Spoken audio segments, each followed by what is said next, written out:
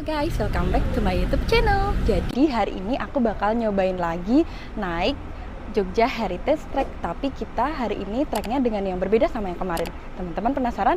Jangan lupa like, komen, dan subscribe channel ini ya.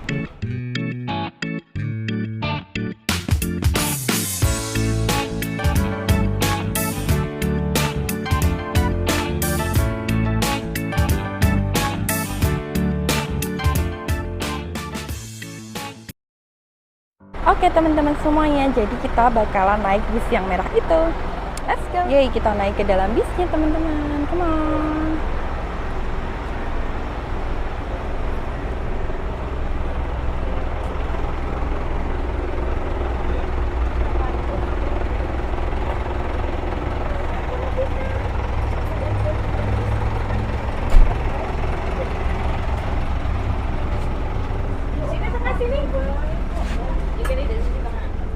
Tidak lupa, kita dipinjemin tanda pengenal seperti ini. Saya buka dulu nggih, Mbak Mas, ibu-ibu semua. Nah, jadi selamat pagi, selamat datang di Bus Jogja Heritage Trek. Dan perkenalkan, nama saya Amalia yang hari ini bertugas sebagai edukator. Nanti kita akan menuju daerah Tugu. Lalu kita akan ke selatan lewat Jalan Margo Utomo, Malioboro, Margomulyo, dan akan turun sebentar di Museum Sono Budoyo untuk foto-foto. Foto-fotonya hanya sekitar 5 menit saja, nggih. Tapi tenang saja, area fotonya satu lagi. Jadi dari Sono Budoyo kita perjalanan ke selatan lagi. Kita akan ke Panggung Krapyak. Sudah tahu Panggung Krapyak? Sudah pernah foto belum? Belum. Oke, nanti kita foto bareng-bareng.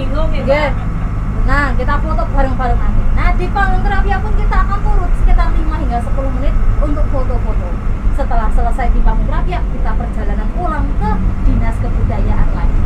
Jadi untuk rute hari ini akan memakan waktu sekitar 1,5 jam. Itu kalau tidak macet. Nah, soalnya kan kadang Jogja itu macetnya tidak terkira. Jadi mari kita berdoa semoga tidak macet. Amin. Ya. Nah, untuk Sumbu Filosofi sendiri atau Sangkan Paraning Dumadi, wah ini saya ada gambarnya. Jadi seperti yang kita tahu di Jogja ini masih ada kerajaan yang mulai berdiri karena adanya perjanjian Giyanti tahun 1755. Nah, jadi betul sekali ada Keraton Ngayogyakarta Hadiningrat dengan raja pertamanya Pangeran Mangkubumi. Itu nama beliau sebelum menjadi raja. Kalau sudah jadi raja menjadi Sri Sultan Hamengkubuwono pertama. Nah, Pangeran Mangkubumi atau Sri Sultan itu membangun keraton Jogja, letaknya pas di tengah-tengah di antara dua sungai, yakni Sungai Winongo dan Sungai Code, dan di antara Gunung Merapi laut selatan. Ya, tidak ketinggalan pula beliau ini membangun sebuah tugu monumen di sisi utaranya Jogja, di utara keraton Jogja lebih tepatnya, dan di sisi selatan ada Panggung Krapyak. Panggung Krapyak ini apa? Ini adalah pos perburuannya raja. Yang dimaksud Sumbu Filosofi itu bukan dari Gunung Merapi, tapi yang dari Tugu. Jadi Tugu, Keraton, dan Panggung Krapyak, inilah yang disebut Sumbu Filosofi. Dan karena filosofi, maka ada filosofi yang terkandung. Filosofinya apa? Itu adalah Sangkan Paraning Dumadi. Ada yang tahu artinya? Boten. Sangkan Paraning Dumadi ini adalah artinya asal mula, ya. Betul, siklus kehidupan manusia. Dari mana kita berasal dan akan kemana kita kembali. Jadi nanti dari dua sudut pandang membaca Sumbu Filosofinya. Sudut pandang pertama, sisi selatan, dari Panggung Krapyak ke Keraton. Ini bercerita tentang Sangkaning Dumadi. Sangkan itu artinya awal mula atau asal mula. Dumadi itu kehidupan. Nah, jadi ntar cerita tentang awal mula kehidupan akan digambarkan melalui nama bangunan, nama jalan, hingga pepohonan. Ya, jadi ini membuktikan tata ruang kota Jogja dibuatnya tidak sembarangan, tapi ada maknanya, ada cerita yang terkandung di dalamnya. Nah, kalau yang sisi utara dari Tugu ke Keraton, ini sisi yang kedua akan bercerita tentang Paraning Dumadi. Paran itu artinya arah tujuan, Dumadi kehidupan. Nah, arah tujuan kita hidup kemana, ayo? Arah tujuan hidup? Nggak bisa jawab? Ya jawab cuma 1, 2, 3. Yang lain mau kemana ini, ayo? mau jalan-jalan. Ya, agak bahaya niki nggih. Ini kalau Gusti Allah bisa ngomong ya pripun mau kemana gitu ya. Ke sana. Betul sekali. Jadi kita tujuan hidup itu kemana? Ya kembali ke Sang Pencipta. Jadi sisi utara ini nanti akan perjalanan spiritualnya manusia menuju Sang Pencipta. Nah itulah tugu golong gilik. Tugu golong gilik sendiri ini mengandung makna manunggaling kawula lan Gusti. Jadi untuk manunggaling kawula Gusti ini adalah suatu rasa persatuan antara sang raja dengan rakyat, atau di kehidupan yang lebih luas persatuan antara umat manusia dengan Sang Pencipta. Tapi saat kita berbuat kebaikan atau berdakwah tadi tidak akan lepas dari godaan dunia. Godaan dunia ini akan dikategorikan menjadi 3, yakni harta, tahta, wanita. Nah, simbol dari godaan ini ada semua. Yang pertama godaan tahta. Di sebelah kiri kita ini ada gedung kepatihan atau kantor gubernuran. Nah, sebelah kiri kita ini ada pasar Bringharjo. Inilah simbol dari godaan harta dan wanita. Oke, checkpoint pertama kita berhenti dulu nih di Museum Sono Budoyo. Tapi seperti biasa kita nggak masuk ke dalam museumnya. Teman-teman yang penasaran sama apa aja yang ada di dalam Museum Sono Budoyo, boleh cek di video aku ya. Menanti itu dari kata menanti, menunggu. Jadi ini fungsinya kalau dulu seperti ruang tamunya raja, tempat menunggu para tamu, menunggu siapa sang raja keluar dari keraton beliau. Tapi kalau sekarang bangsal ini digunakannya seperti ini untuk pagelaran kecil. Jadi nanti ada wayang-wayangan, ada tari-tarian, ataupun pagelaran musik gamelan itu sendiri. Nah, jadi seperti ini nggih. Tapi kalau menurut sumbu filosofi bangsal Sri Manganti, Manganti itu dari kata menanti juga, yang artinya menunggu. Tempat menunggunya siapa? Tempat menunggu manusia. Menunggu apa? Ditimbang amal baik buruknya. Nah, ini tempat menunggunya, inilah timbangannya. Ada bangsal Trajumas. Traju itu artinya timbangan, dan ini simbol timbangannya manusia. Tapi kalau ini Mbak Mas, Ibu berkunjung ke dalam keraton, mau nyari timbangan itu mboten enten nggih, ya.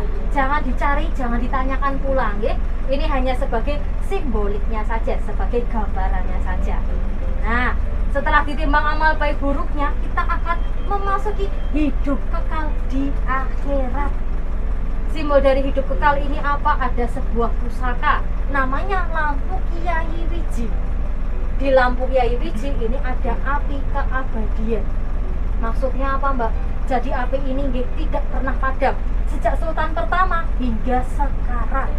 Nah, jadi simbol bahwa akhirat itu abadi. Kita hidup di dunia hanya sebentar saja. Maka seperti pepatah Jawa, urip iku mampir ngombe. Ya. Nah, karena pusaka maka disimpannya dalam suatu ruangan khusus.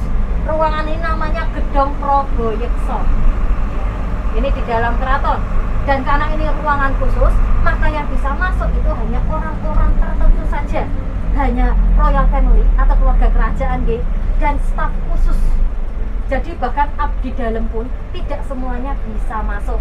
Apalagi rakyat jelita seperti saya, ya jelas tidak bisa. Seperti itu. Nah, dengan Gedung Praboyekso sendiri ini cerita tur paraning dumadinya sudah berakhir. Ya. Sekarang kita perjalanan ke selatan, ke Panggung Krapyak. Seperti apa foto Panggung Krapyak? Ini dia fotonya. Sudah pernah melihat ya bangunan ini? Ya. Kita perjalanan ke Panggung Krapyak nanti untuk memulai tur yang Sangkaning Dumadi. Jadi nanti kita akan memakan waktu sekitar 10 menitan. Oke guys, jadi checkpoint kita yang kedua, kita berhenti dulu sebentar di Panggung Krapyak. Nah, di Panggung Krapyak ini kita juga dijelasin dikit bahwa di Panggung Krapyak ini terdiri dari 2 lantai. Ada tangganya juga. Jadi zaman dahulu raja kalau berburu rusa itu dari lantai 2-nya. Gitu teman-teman. Nah, kalau untuk menurut sumbu filosofi, Panggung Krapyak ini adalah simbol dari alam rahim, arham. Nah, kenapa alam arham? Karena untuk awal mula kehidupan manusia, ini kita semua sama, samanya apa? Dari rahimnya ibu. Jadi untuk tahap pertama itu adalah di rahim ibu. Selain rahim nanti juga Bapak ada simbolnya.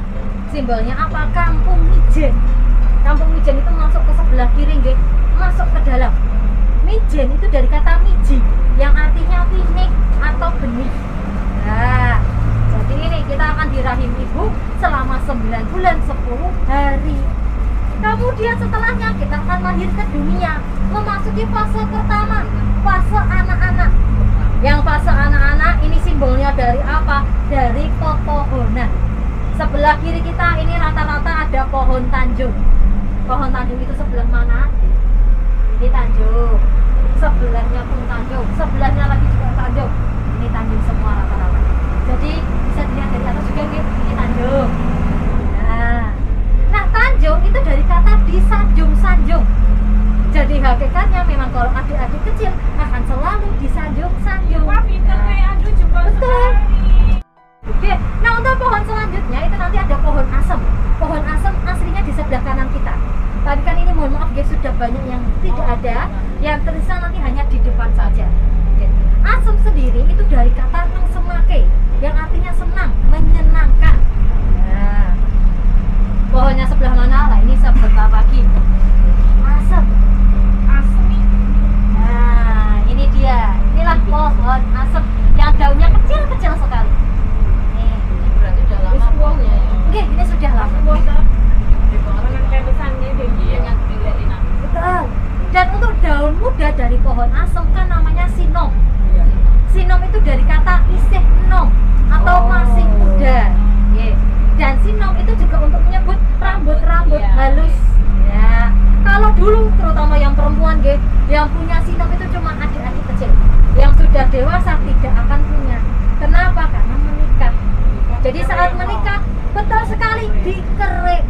Awalnya saya berpikir dikerik itu paling ya formalitas ya. Ya untuk buat kerik-kerikan. Ternyata mboten. Aturan dikeriknya itu patokannya kuping, Bu. Kupingnya masing-masing ke atas itulah yang dikerik.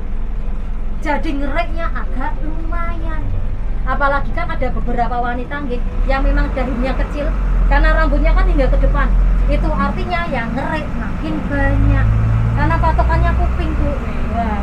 Jadi nanti ada gogek dan teman-temannya itu hilang semua. Wah. Inilah artinya apa? Kalau wanita sudah memasuki usia dewasa, maka sifat kekanakannya harus dihilangkan. Nah, seperti itu. Penasaran sama kelanjutannya?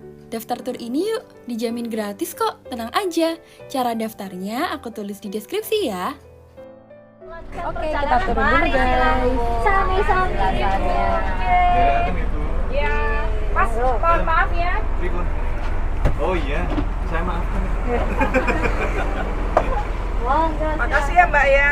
Sami-sami. Hati-hati ta. Iya.